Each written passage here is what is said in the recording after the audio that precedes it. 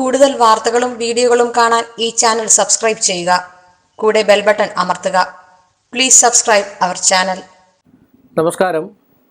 എല്ലാ മാന്യ പ്രേക്ഷകർക്കും എൻ്റെ വിനീതമായ സ്വാഗതം. ഇന്ന് എല്ലാ കുട്ടികൾക്ക് പരീക്ഷയിൽ വിജയം എങ്ങനെ നേടാം, പരീക്ഷാ സംബന്ധമായിട്ടുള്ള വിഷയങ്ങൾ, പിന്നെ ദുർഘട ഘട്ടങ്ങളിലാണെങ്കിൽ അത് തരണം ചെയ്തു പോകുന്നത്. പരീക്ഷയിൽ വിജയം നേടേണ്ടേ പഠിച്ചെങ്കിലേ പറ്റുള്ളൂ, സംശയമില്ലാത്ത കാര്യമാണ്.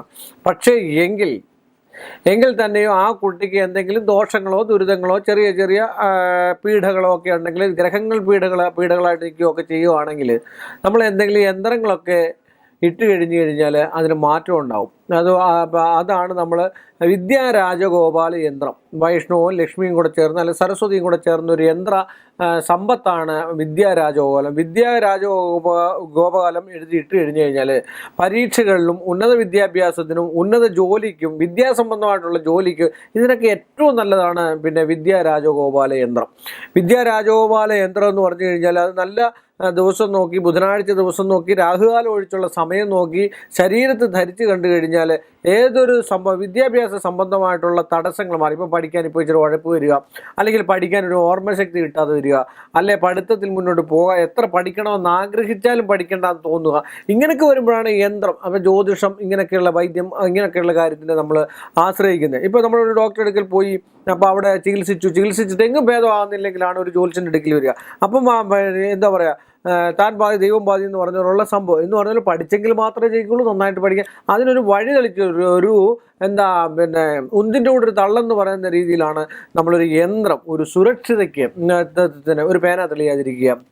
പുത്തൻ പേന മേടിച്ചുകൊണ്ട് പോയി കഴിഞ്ഞെന്ന് പറഞ്ഞാൽ എത്ര എഴുതി നമ്മൾ നോക്കിയെന്ന് പറഞ്ഞാൽ തെളിയുമായിരിക്കും. പക്ഷേ അവിടെ ചെന്നിട്ട് പരീക്ഷാ ഹാളിൽ കയറി കഴിയുമ്പോൾ ഇത് തെളിയാതിരിക്കുക, അല്ലെങ്കിൽ ഒരു ഇൻ്റർവ്യൂവിന് പോവുക, PSC ഇങ്ങനെയൊക്കെയുള്ളപ്പോൾ വിദ്യാരാജഗോപാല യന്ത്രം ധരിക്കുക. അതുപോലെ വിദ്യാരാജകാല മന്ത്രത്താലുള്ള പുഷ്പാഞ്ജലി നടത്തുക, സാരസ്വത യന്ത്രം ധരിക്കുക, സാരസ്വത മന്ത്രത്താൽ, അതുപോലെ സാരസ്വത കൃതം നെയ്യ് ജപിച്ച് മേടിച്ച്, സാരസ്വത കൃതം ജപിച്ച് മേടിച്ച് ഉള്ളി കഴിക്കുക. ബുദ്ധിക്കും വിദ്യയ്ക്കും ഒക്കെ ഇപ്പം ബ്രഹ്മീകൃതം നെയ്യ് ജപിച്ച് ഉള്ളി കഴിക്കുക. ബ്രഹ്മി എന്നൊക്കെ പറഞ്ഞാൽ ബുദ്ധിക്കൊക്കെ ഏറ്റവും നല്ലതാണ്.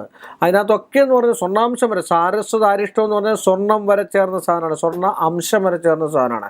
അത് കണ്ണിന് ശക്തി തരിക, ചെറിയ ചെറിയ നാഡീഞരമ്പുകൾക്ക് പോലും ഉത്തേജനം ഉണ്ടാവുകയും തേജസ്സും ഐശ്വര്യം, കണ്ണിന് പോലും കാഴ്ച ഉണ്ടാകുന്നതൊക്കെ ആയിട്ടുള്ള വിഷയത്തിലേക്ക് വരാനായിട്ട് ഏറ്റവും ഉത്തമമാണ് ഇങ്ങനെയൊക്കെയുള്ള വിദ്യാരാജഗോപാലം. അതുപോലെ തന്നെയുണ്ട് ശത്രുത ബലം പ്രാപിച്ച് വിദ്യയിൽ ഒരുപാട് തടസ്സങ്ങളുണ്ടാവും. അവൾ അത്രയും പഠിക്കുന്നുണ്ടല്ലോ എന്നുള്ളൊരു കണ്ണ് ദോഷം എന്നൊക്കെ പറഞ്ഞു കേട്ടിട്ടില്ലേ, കണ്ണ് ദോഷം അല്ലെങ്കിൽ നല്ല ഡ്രസ്സ് ഇട്ടുകൊണ്ട് വന്നിട്ട് ഇങ്ങനെയൊക്കെയുള്ള വിഷയത്തിൽ ത്രിപുരബാല സരസ്വതി എന്ന് പറഞ്ഞ യന്ത്രമുണ്ട്. ത്രിപുരബാല സരസ്വതി, ആ ത്രിപുരബാല സരസ്വതി യന്ത്രം ഇട്ട് കഴിഞ്ഞാൽ ഏറ്റവും ഉത്തമമാണ്.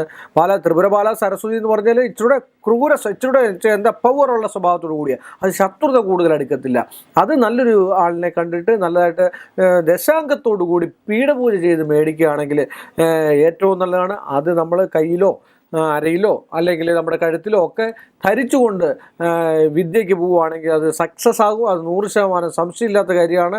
വിദ്യാരാജഗോപാലന്തം എല്ലാ വിദ്യാർത്ഥികൾക്കും, എല്ലാ എന്താ പറയുക, ഇനി പുതിയ ജോലികൾക്കൊക്കെ ശ്രമിക്കുന്ന ആൾക്കാർക്ക് ഉപയോഗിക്കുവാണെങ്കിൽ നന്മയുണ്ടാകട്ടെ എന്ന് പ്രാർത്ഥിച്ചുകൊണ്ടും വിശ്വാസം ഉണ്ടാകട്ടെ എന്ന് പ്രാർത്ഥിച്ചുകൊണ്ട് ഈ എപ്പിസോഡ് ഞാനിവിടെ അവസാനിപ്പിക്കുന്നു. നമസ്കാരം. കൂടുതൽ വാർത്തകളും വീഡിയോകളും കാണാൻ ഈ ചാനൽ സബ്സ്ക്രൈബ് ചെയ്യുക. കൂടെ ബെൽ ബട്ടൺ അമർത്തുക. Please subscribe our channel.